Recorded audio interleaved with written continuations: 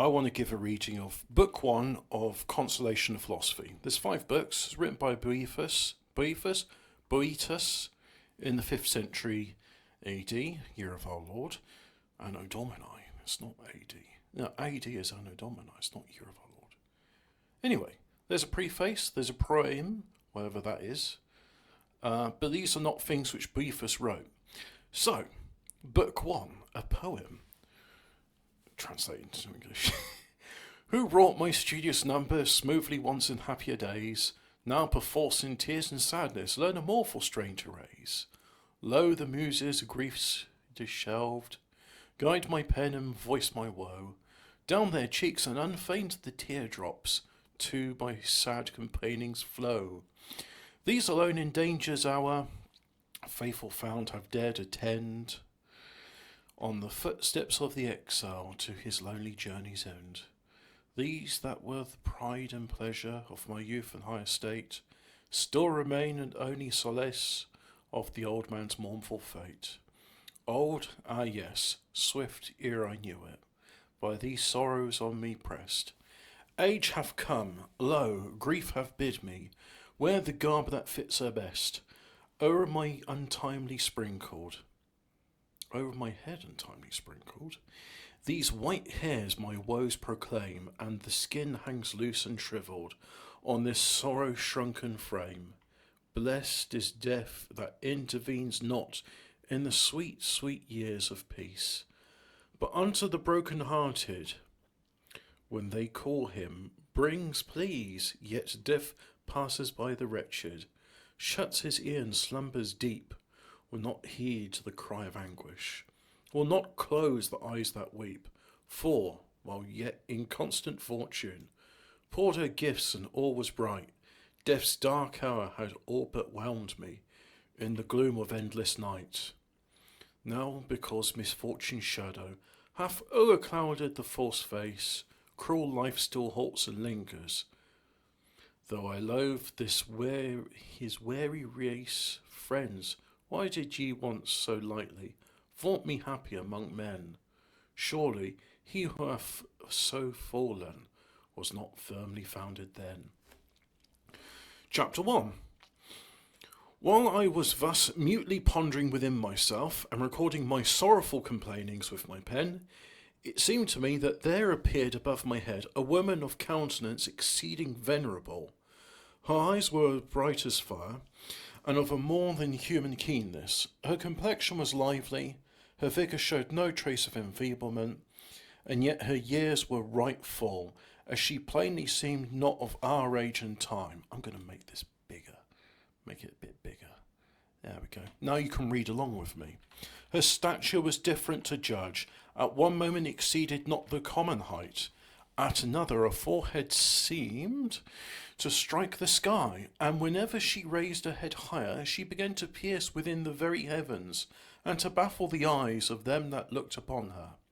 Her garments were of an imperishable fabric, wrought with the finest threads and of the most delicate workmanship, and these, as her own lips afterwards assured me, she had herself woven with her own hands.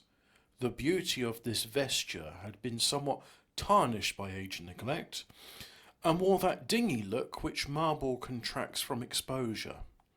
On the lowermost edge was inwoven the Greek letter pi, Greek P.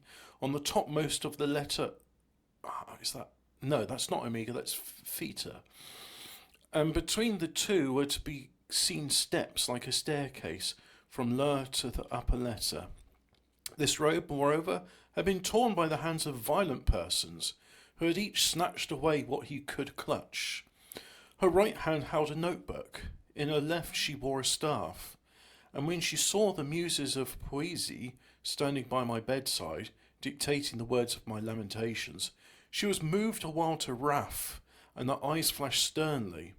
Who, she said, has allowed yon play-acting wantons to approach this sick man? These who, so far from giving medicine to heal his malady, even feed it with sweet poison. These it is who kill the rich crop of reason within the barren thorns of passion, who accustom men's minds to disease, instead of setting them free. Now, were it some common man who your allurements were seducing, as is usually your way, I should be less indignant. On such a one I should not have spent my pains for naught. But this one, nurtured in the electic and academic philosophies. Nay, get ye gone, ye sirens, whose sweetness lasteth not. Leave him for my muses to tend and heal. At these words of upbraiding, the whole band, in deepened sadness, with downcast eyes and blushes that confessed their shame, dolefully left the chamber. But I, because my sight was dimmed with much weeping, and I could not tell who was this woman of authority so commanding, I was dumbfounded, and with my gaze fastened on the earth, continued to silently to await what she might do next.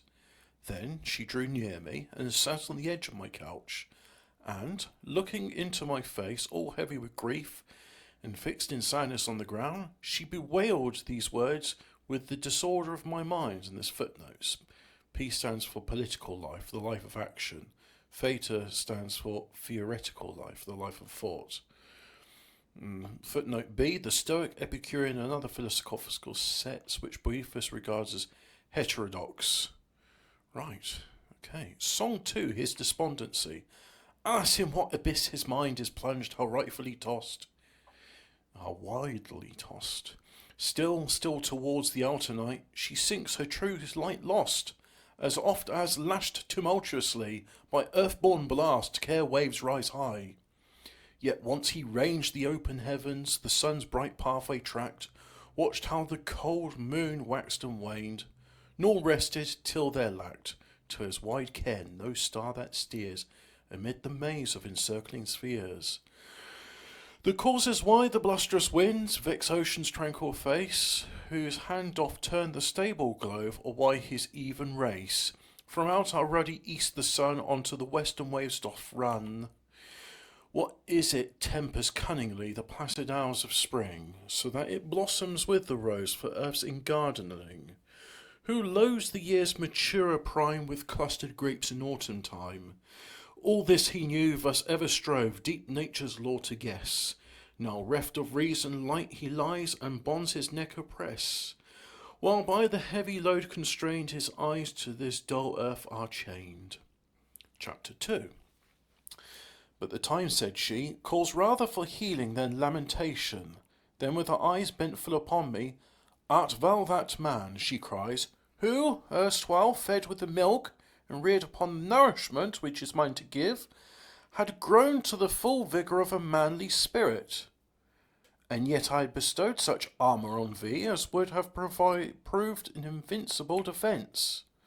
Hast thou not first cast it away? Dost thou know me? Why art thou silent? Is it shame or amazement that have struck thee dumb? Would it were shame, but, as I see, a stupor hath seized upon thee. Then, when she saw me not only answering nothing, but mute and utterly incapable of speech, she gently touched my breast with her hand and said, There is no danger. These are the symptoms of lethargy, the usual sickness of deluded minds. For while he has forgotten himself, he will easily recover his memory, if only he first recognizes me. And that he may do so, let me now wipe his eyes that are clouded with the mist of mortal things. Thereat, with a fold of her robe, she dried my eyes all swimming with tears. Song 3, the mist dispelled.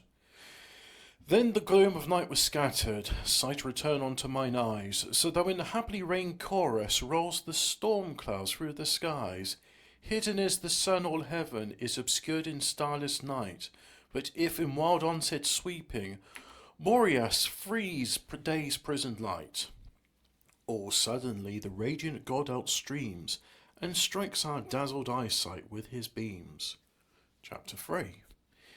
Even so the clouds of my melancholy were broken up. I saw the clear sky and regained the power to recognize the face of my physician. Accordingly, when I had lifted my eyes and fixed my gaze upon her, I beheld my nurse, Philosophy, whose halls I had frequented from my youth up. Ah, why, I cried, mistress of all excellence, hast thou come down from on high, and entered the solitude of this, my exile. Is it that thou, too, even as I, mayest be persecuted with false accusations?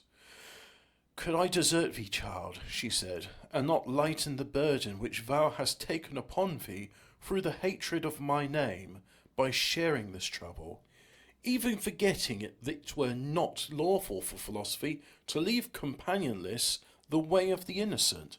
Should I, thinkest thou, fear to incur reproach, or shrink from it, as though some strange new thing had befallen? Thinkest thou that now, for the first time in an evil age, wisdom hath been assailed by peril? Did I not often in days of old, before thy servant Plato lived, wage stern warfare with the rashness of folly? In his lifetime too, Socrates, his master, won with my aid the victory of an unjust death. And when, one after the other, the Epicurean herd, the Stoic, and the rest, each of them as far as in them lay, went about to seize the heritage he left, and were dragging me off to protesting and resisting as their booty, they tore in pieces the garment which I have woven with my own hands, and, clutching the torn pieces, went off, believing that the whole of me had passed into their possession. And some of them, because some traces of my vesture were seen upon them, were destroyed through the mistake of the lewd multitude, who falsely deemed them to be my disciples. It may be thou knowest not of the banishment of Anaxagoras, or the poisoned draught of Socrates, nor of Zeno's torturing, because these things happened in a distant country. Yet mightiest thou have learnt of the fate of Arius, of Seneca, of Soranus, whose stories are neither old nor unknown to fame. These men were brought to destruction for no other reason than that, settled as they were in my principles, their lives were a manifest contrast to the ways of the wicked. So there is nothing thou shouldest wonder at, if, on the seas of this life, we are tossed by storm blasts, seeing that we have made it our chiefest aim to refuse compliance with evildoers. And though, maybe, the host of the wicked is many in number, yet it is contemptible, since it is unclear no leadership, but is unhurried hither and thither at the blind drawing of mad error. And if at times and seasons they sit in array against us and fall in on overwhelming strength, our leader draws off her forces into the citadel, which they are busy plundering the useless baggage. But we, from our vantage ground, safe from all this wild work, laugh to see them making prize of the most valueless of things, protected by a bulwark which aggressive folly may not aspire to reach. Song 4. Nothing can subdue virtue. Whoso calm, serene, sedate, set his foot on haughty fate, firm and steadfast, come what will, keeps his mien unconquered still. Him that rage of furious seas, tossing high wild menaces, nor the flames from smoky forges that Vesuvius disgorges, nor the bolt that from the sky smites the tower can terrify. Why then shouldest thou feel affright at the tyrant's weakling might? Dread him not, nor fear no harm, and thou shalt his rage disarm. But who to hope or fear gives way, lost his bosom's rightful sway. He hath cast away his shield, like a coward fled the field. He hath forged all unaware, fetters his own neck must bear. Chapter 4. Dost thou understand, she asks, do my works sink into thy mind, or art thou dull as the ass to the sound of the lyre? Why dost thou weep? Why do tears stream from thy eyes? Speak out, hide it not in thy heart. If thou lookest for the physician's help, thou must needs disclose thy wound. Then I, gathering together what strength I could, began, is there still need of telling? Is not the cruelty of fortune against me plain enough? Doth not the very aspect of this place move thee? Is this the library, the room which thou hast chosen as thy constant resort in my home, the place where we so often sat together and held discourse of all things in heaven and earth? Was my garb and mien like this why I explored with thee nature's hid secrets, and did thou distrace for me with thy wand the courses of the stars, moulding the while my character and the whole conduct of my life after the pattern of the celestial order? Is the recompense of my obedience? Is this the recompense of my obedience? Get it right. Yet thou hast enjoined by Plato's mouth the maxim, that states would be happy, either if philosophers ruled them, or if it should so befall that their rulers would turn philosophers. By his mouth likewise thou didst point out the imperative reason why philosophers should enter public life, to wit, lest if the reins of government be left to unprincipled and profligate citizens, trouble and destruction should come upon the good. Following these precepts, I have tried to apply in the business of public administration the principles which I have learnt from thee in leisured seclusion. Thou art my witness, and that divinity who hath implanted thee in the hearts of the wise, that I have brought to my duties no aim but zeal for the public good. For this cause I have become involved in bitter and irreconcilable feuds, and as happens inevitably if a man holds fast to the independence of conscience, I have had to think nothing of giving offence to the powerful in cause of justice. How often have I encountered and balked Cognigstatus, I'm calling him Colin, in his assaults on the fortunes of the weak? How often have I thwarted Trigulia, steward of the king's household, even when his villainous schemes were as good as accomplished? How often have I risked my position and influence to protect poor wretches from the false charges, innumerable, with which they were for ever being harassed by the greed and license of the barbarians? No one has ever drawn me aside from justice to oppression. When ruin was overtaking the fortunes of the provincials through the combined pressure of private rapine and public taxation, I grieved no less than the sufferers. When at a season of grievous scarcity at forced sale, disastrous as it was unjustifiable, was proclaimed and threatened to overwhelm Campania with starvation, I embarked on the struggle with the Praetorian prefect in the public interest. I fought the case at the king's judgment seat and succeeded in preventing the enforcement of the sale. I rescued the consular Paulinus from the gaping jaws of the court bloodhounds, who in their covetous hopes had already made short work of his wealth. To save Albinus, who was of the same exalted rank, from the penalties of a prejudged charge, I exposed myself to the hatred of Cyprian, the informer. Thinkest thou I had laid up for myself store of enmities enough? While with the rest of my countrymen, at any rate, my safety should have been assured, since my love of justice had left me no hope of security at court. Yet who was it that brought the charges by which I have been struck down? Why, one of my accusers is Basil, who after being dismissed from the king's household, was driven by his debts to lodge an information against my name. That's a term I haven't heard before. There is Opilio, there is Gucci, men through whom many and various offences to the king's sentence are condemned to banishment, and when they declined to obey, they sought to save themselves by taking sanctuary. The king, as soon as he heard of it, decreed that, if they did not depart from the city of Ravenna within the prescribed time, they should be branded on the forehead and expelled. What would exceed the rigour of this severity? And yet on the same day the very men lodged an information against me, and the information was admitted. Just heaven! Have I deserved this by my way of life? Did it make them fit accusers that my condemnation was a foregone conclusion? Has fortune no shame, if not at the accusation of the innocent, at least for the vileness of the accusers? Perhaps thou wonderest what is the sum of the charges laid against me. I wish, they say, to save the Senate. But how?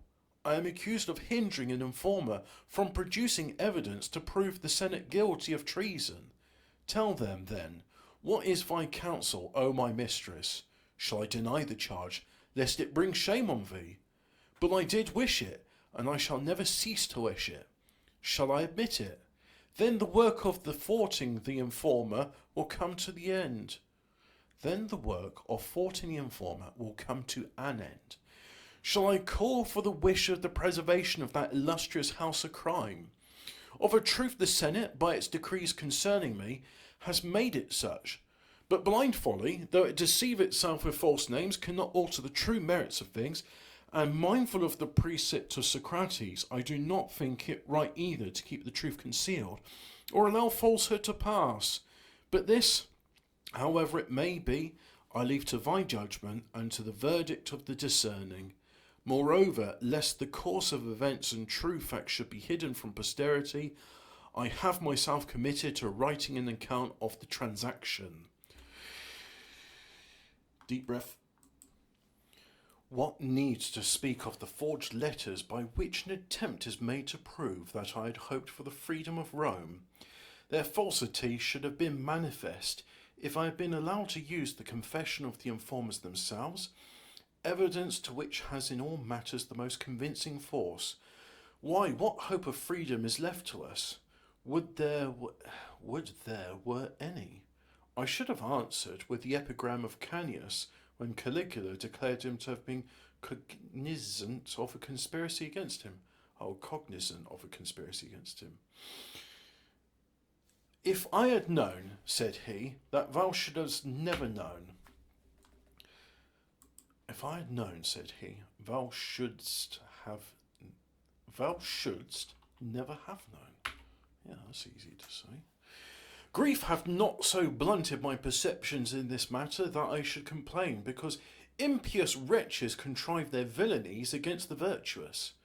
But at their achievement of their hopes I do exceedingly marvel, for evil purposes are perchance due to the imperfection of human nature, that it should be possible for scoundrels to carry out their worst schemes against the innocent, while God beholdeth, is verily monstrous.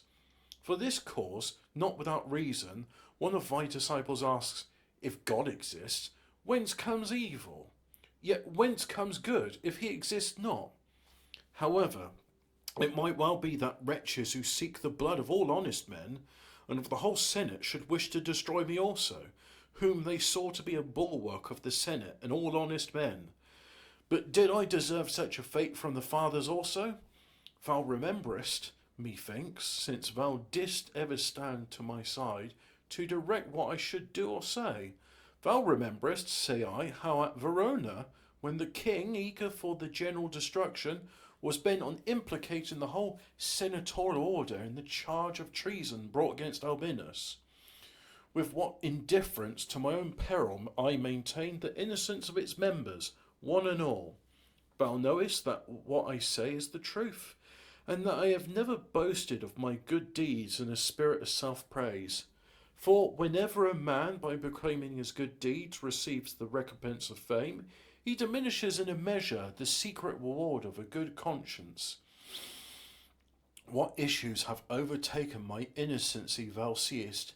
Instead of reaping the rewards of true virtue, I undergo the penalties of a guilt falsely to lay my charge. Nay, more than this, never did an open confession of guilt cause such unanimous severity among the ancestors, among the assessors, but that some consideration, either of the mere frailty of human nature or of fortune's universal instability, availed to soften the verdict of some few.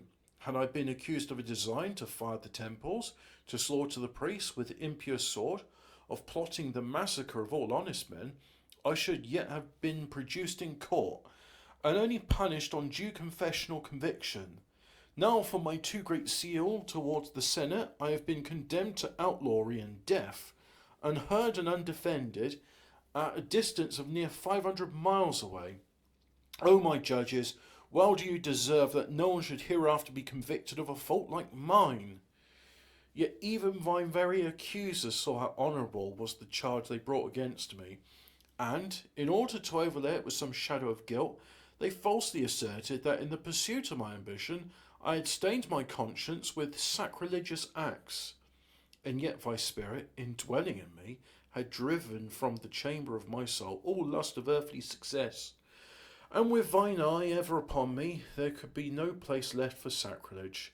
For thou didst daily repeat in my ear, and instill into my mind the Pythagorean maxim, follow after God.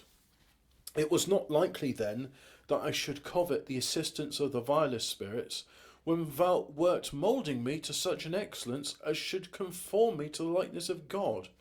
Again, the innocency of the inner sanctuary of my home, the company of friends of the highest probity, a father-in-law revered at once for his pure character and his active beneficence, shield me from the very suspicion of sacrilege.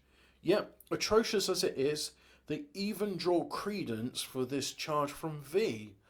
I am like to be thought implicated in wickedness on this very account that I am imbued with thy teachings. What the? Oh no. One moment, please. I've got to find my place. Here we go. I've highlighted beneficence. I'm good at saying that word. Atrocious in my own account imbued with thy teachers stabbed in thy ways. So it is not enough that my devotion to thee should profit me nothing, but thou should also be assailed by reason of the odium which I have incurred. Verily, this is my very crown of my misfortunes, that men's opinions for the most part look not to real merit, but to the event, and only recognise foresight when fortune has crowned the issue with her approval. That should be Fortuna then. Whereby it comes to pass that reputation is first of all things to abandon the unfortunate. I remember with chagrin how perverse is popular report, how various and discordant men's judgments. This only will I say, that the most crushing of misfortune's burdens is, that as soon as a charge is fastened upon the unhappy, they are believed to have deserved their sufferings. I, for my part, who have been banished from all life's blessings, stripped of my honours, stained in repute, and punished for well-doing. And now, methinks, I see the villainous dens of the wicked surging with joy and gladness, all the most recklessly unscrupulous threatening a new crop of lying informations. The good prostrate with terror at my danger, every ruffian incited by impunity to new daring, and to success by the profits of audacity. The guiltless not only robbed of their peace of mind, but even of a means of defence. Wherefore I would fain cry out, Boethius's prayer. Oh, I see. Footnotes. The distance from Rome to Pavia, the pace of Boethius's imprisonment, is 455 Roman miles, or 500 imperial miles.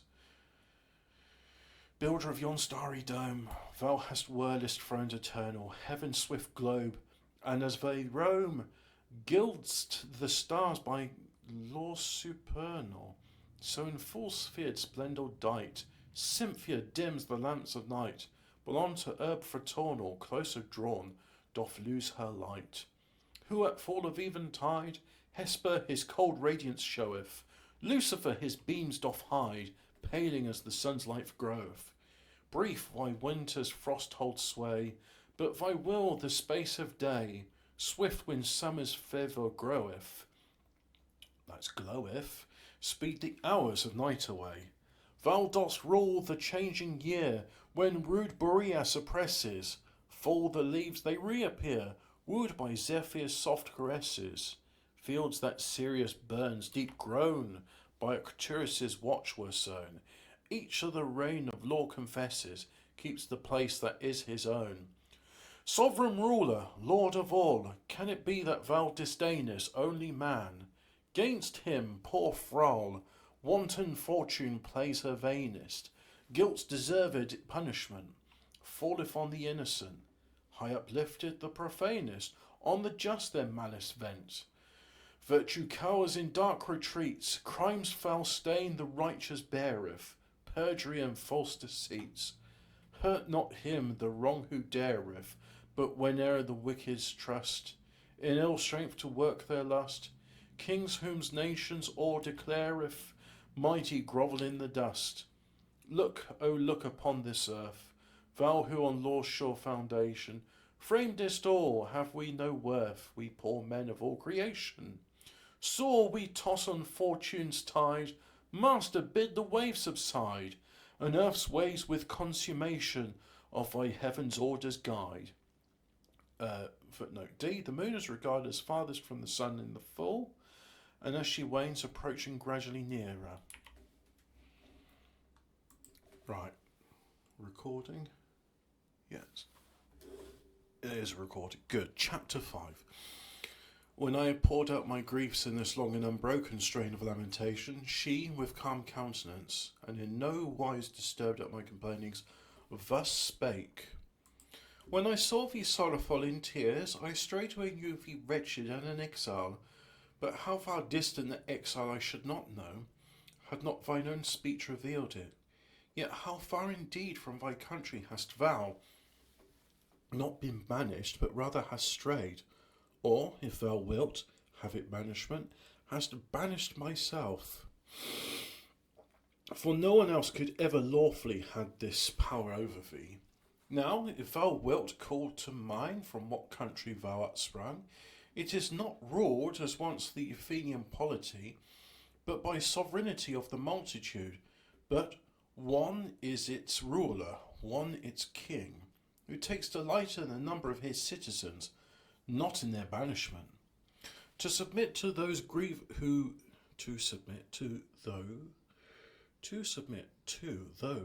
governments. Let's try this again, shall we? To submit to whose governments and to who obey whose ordinances is perfect freedom. Art thou ignorant of that most ancient law of this thy country, whereby it is decreed that no one whatsoever who hath chosen to fix therein his dwelling may be sent into exile? For truly there is no fear that one who is encompassed by its ramparts and defences should deserve to be exiled.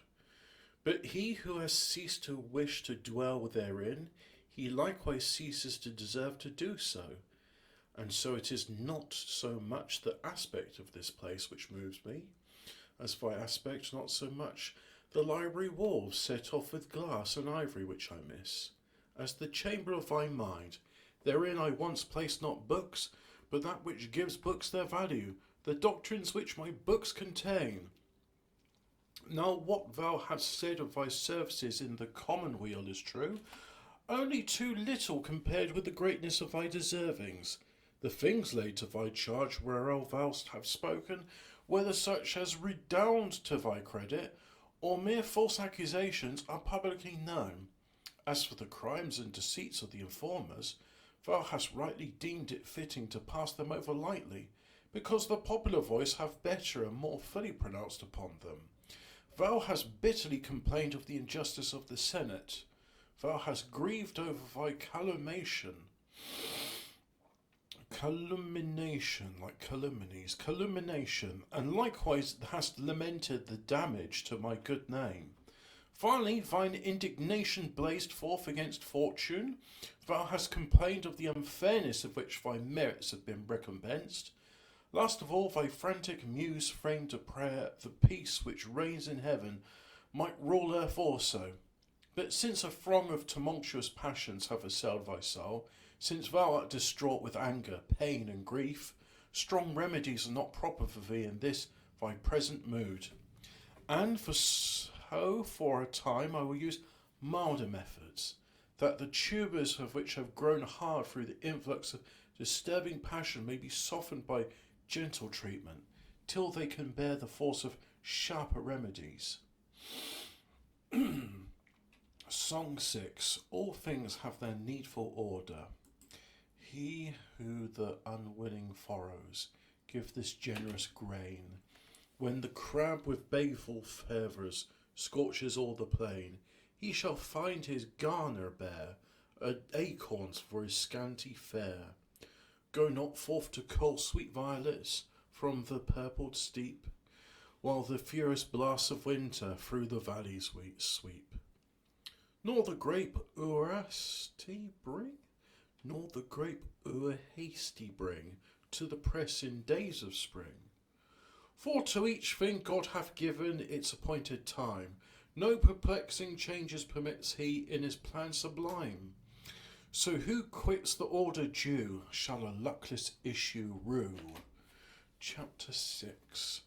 First then, wilt thou suffer me by a few questions to make some attempt to test the state of thy mind, that I may learn in what way to set about thy cure? Ask what thou wilt, said I, for I will answer whatever questions thou choosest to put. Then said she, This world of ours, thinkest thou it is governed haphazard and fortuitously, or believest thou that there is in it any irrational guidance? Nay, said I, in no wise I may deem that such a fixed motions can be determined by random hazard, but I know that God, the Creator, presideth over his work, nor will the day ever come that shall drive me from holding fast the truth of this belief. Yes, said she, thou didst even but now affirm it in song, lamenting that men alone had no portion in the divine care. As to the rest, thou wert unshaken in the belief that they were ruled by reason. Yet I marvel exceedingly how, in spite of thy firm hold of this opinion, thou art fallen into sickness. But let us probe more deeply. Something or other is missing, I think. Now tell me, since thou doubtest not that God governs the world, dost thou perceive by what means he rules it? I scarcely understand what thou meanest, I said, much less I can answer thy question. Did I not say truly that something is missing, whereby, as through a breach in the ramparts, disease have crept in to disturb thy mind? But tell me, dost thou remember the universal end towards which the aim of all nature is directed? I once heard, said I, but sorrow hath dulled my recollection. And yet thou knowest whence all things have proceeded. Yes, that I know, said I, and I have answered that it is from God. Yet how is it possible that thou knowest not what is the end of existence, when thou dost understand its source and origin? However, these disturbances of mind have forced to shake man's position, but cannot pluck him up and root him altogether out of himself. But answer this also, I pray thee. Rememberest thou that thou art a man? How should I not, said I. Then canst thou say what man is? Is this thy question, whether I know myself of being endowed with reason and subject to death? Surely I do acknowledge myself such. Then she, dost thou know nothing else that thou art? Nothing. Now, said she, I know another cause of thy disease, one too of grave moment. Thou hast ceased to know thy own nature, so then I have made full discovery both of the causes of thy sickness and the means of restoring thy health. It is because forgetfulness of thyself hath bewildered thy mind that thou hast bewailed thee as an exile, as one stripped of the blessings that were his. It is because thou knowest not the end of existence that thou deemst abominable and wicked men to be happy and powerful. Well, because thou hast forgotten by what means the earth is governed, thou deemst that fortune's changes ebb and flow without the restraint of a guiding hand. These are serious enough to cause not sickness only, but even death. But, thanks be to the author of our health, the light of nature hath not yet left thee utterly. In thy true judgment concerning the world's government, in that thou believest it subject, not to the random drift of chance, but to divine reason, we have the divine spark from which thy recovery may be hoped. Have then no fear, from these weak embers the vital heat shall once more be kindled within thee. But seeing that it is not yet time for strong remedies, and that the mind is manifestly so constituted that when it casts off true opinions it straightway puts on false, wherefrom arises a cloud of confusion that disturbs its true vision, I will now try and disperse these mists by mild and soothing application, that so the darkness of misleading passion may be scattered, and thou mayest come to discern the splendour of the true light. Song 7. He's fond of songs, isn't he, this chap? The perturbations of passion. Stars shed no light through the black night when the clouds hide, and the lavished wave, if the winds rave o'er the ocean's tide, through once serene as day's far sheen, soon fouled and spoiled by the storm's spite, shows to the sight turbid and soiled. There's a word you don't hear very often these days, turbid. Oft the fair rill down the steep hill seaward that strays, some tumbled block of fallen rock hinders and stays. Then art thou fain clear the most plain truth to discern, in the right way firmly to stay, nor from it turn. Joy, hope, and fear suffer not near, drive grief away. Shackled and blind, and lost is the mind where these have sway. Right, that's book 1 done. Join me again next time, and we'll do book 2, The Vanity of Fortune's Gifts.